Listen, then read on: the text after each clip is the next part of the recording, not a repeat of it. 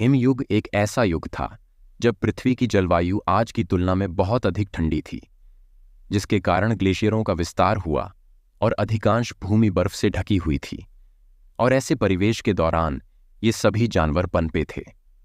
यह कोई मजाक नहीं था कि इन जानवरों को पृथ्वी के अब तक के सबसे कठिन समय में से एक में जीवित रहना पड़ा। आज के वीडियो में हम हिमयुग के दौरान पनपे सबसे शक्तिशाली जानवरों के बारे में जानेंगे। इसी कड़ी में पहला जानवर मैमथ। मैमथ सबसे प्रसिद्ध हिमयुग के स्तनधारियों में से एक है, और यह सही भी है कि ये विशाल स्तनधारी मुख्य रूप से थे।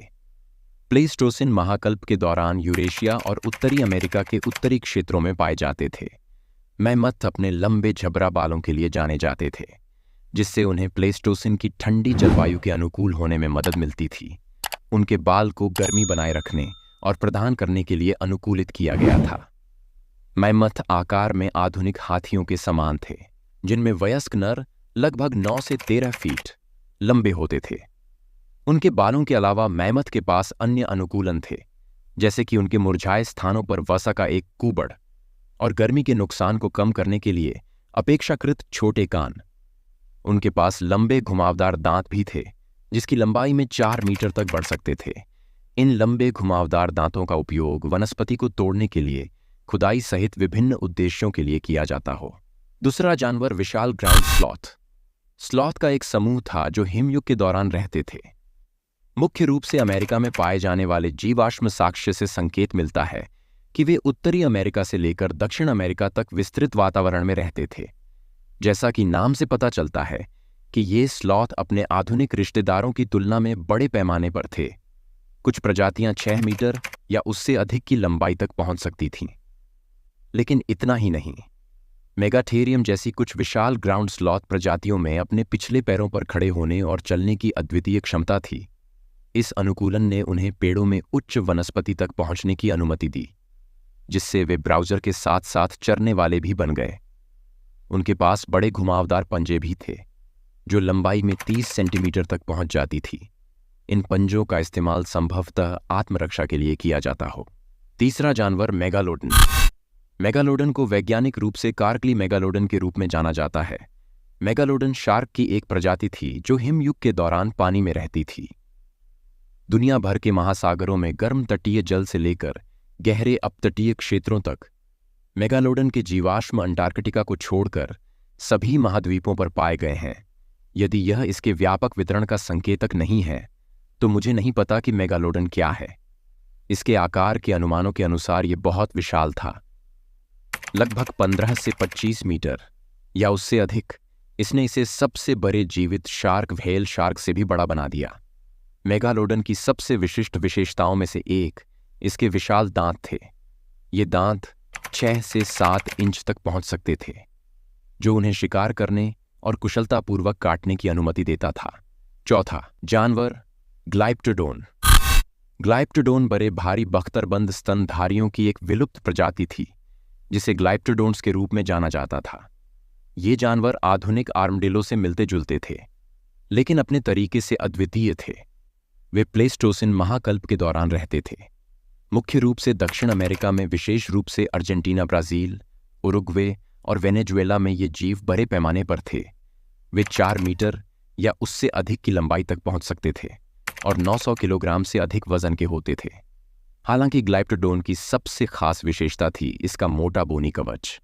इसके शरीर की पूरी पृष्ठीय सतह एक सख्त सुरक्षात्मक खोल से ढकी हुई थी, जो इसकी त्वचा में मोटी प्लेटों या स्कूटों से बना था। ग्लाइप्टोडोन के पास एंकिलोसोरस के समान एक पूंछ क्लब भी था, जो बख्तरबंद डायनासोर डायरवुल्फ का एक समूह था। पांचवा जानवर आयरिश एल्क, जिसे मेगालोसोरस गिगेंटियस के नाम से भी जाना जाता है। यह हिरण की एक विलुप्त प्रजाति है जो प्लेस्टोसिन महाकल्प के दौरान रहती थी, जिसमें दिलचस्प बात यह है कि इसका नाम आयरिश एल्क होने के बावजूद आयरलैंड से संबंधित नहीं था। यह पूरे यूरोप, एशिया और उत्तरी अफ्रीका के कुछ हिस्सों में व्यापक रूप से पाया जाता था। आयरिश एल्क की सबसे विशिष्ट विशेषता इसके विशाल सींग थे। ये सींग सिरे से सिरे तक 3 मीटर तक फैल सकता था, जिससे ये सबसे बड़े सींग बन गए।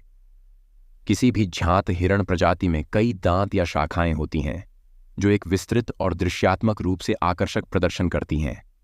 और यही वह चीज है जो उन्हें इतना शक्तिशाली बनाती है कि इन सींगों का उपयोग न केवल संभोग अनुष्ठानों में किया जाता था, बल्कि शिकारियों से बचने के लिए भी जता हो। छठा जानवर, डायर वुल्फ। इसे कैनिस डायरस के रूप में भी जाना जाता है।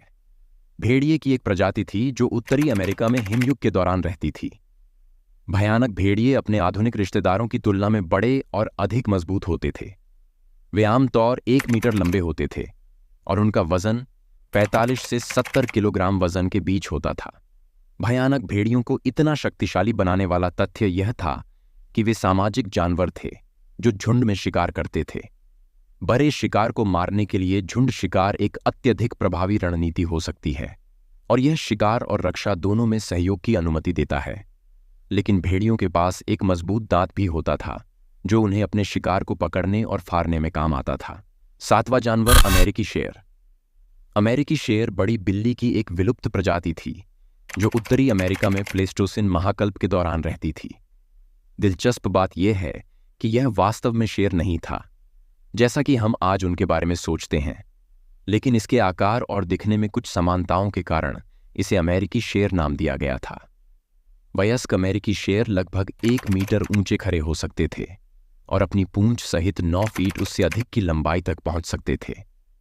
शरीर अपेक्षाकृत छोटे पैर उन्हें एक गठीला रूप प्रदान करता है। उनका शक्तिशाली निर्माण बड़े शिकार का शिकार करने के लिए उपयुक्त था।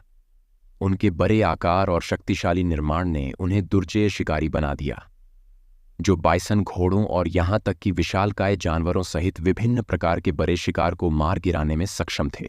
तो यह थी हिमयुग के सबसे शक्तिशाली जानवरों की हमारी सूची। हमें उम्मीद है कि आपने कुछ नया जाना होगा। वीडियो देखने के लिए आप सभी का बहुत बहुत धन्यवाद। अगर आपको यह वीडियो पसंद आया तो लाइक करें, कमेंट करें और अगर आपने चैनल को सब्सक्राइब नहीं किया है तो सब्सक्राइब कर लें।